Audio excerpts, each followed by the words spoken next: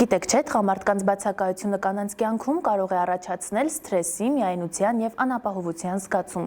Այժմ ձեզ ենք ներկայացնում 5 երկիր, որտեղ տղամարդկանց և կանանց մինչև գենդերային անհավասարակշռությունը առավել ընդգծված է։ 5-րդ հորիզոնականում Լատվիան է։ Այստեղ կանանց և տղամարդկանց հարաբերակցությունն է 85 տղամարդ 100 կնոջ դիմաց։ Պատճառը տղամարդկանց շրջանում մահացության բարձր մակարդակն է ալկոհոլի հետ կապված հիվանդություններից և կենսակերպի գործոններից։ 4-րդը Էստոնիան է։ Կանայք զգալիորեն գերազանցում են տղամարդկանց, հատկապես գյուղական վայրերում։ Իդեպ Էստոնիայում կա Կիխնու անունով կղզի, որտեղ պահպանվել է մայրիշխանությունը։ Համայնքը ղեկավարում են կանայք, իսկ տղամարդիկ հաճախ բացակայում են երկար ժամանակով ծովագնացության կամ աշխատանքի պատճառով։ 3-րդը Ռուսաստանն է։ Այստեղ տասնյակ հազարավոր կանայք հնարավոր է երբեք ամուսին չգտնեն։ Տղամարդկանց կյանքի տևողությունը զգալիորեն ցածր է՝ շուրջ 10 տարի տարբերությամբ, պայմանավորված սոցիալ-տնտեսական խնդիրներով, վատառողջ կենսակերպով եւ առողջապահական ծառայությունների սահմանափակ հասանելիությամբ։ Իսկ հարաբերակցությունը 86 տղամարդ 100 կնոջ դիմաց։ 2-րդ հորիզոնականում Ուկրաինան է։ Ռուսաստան-Ուկրաինա պատերազմը Ուկրաինայում հանգեցրեց ժողովրդագրական լուրջ փոփոխությունների։ Զանգվածային զորակոչը, մահերը եւ արտագաղթը հանգեցրել են գենդերային բալանսի խախտման։ Տղամարդկանց պակասը հատկապես զգացվում է քաղաքներում, ինչն ավելի է բարդացնում ամուսին գտնելու կամ ընտանիք կազմելու հարցը։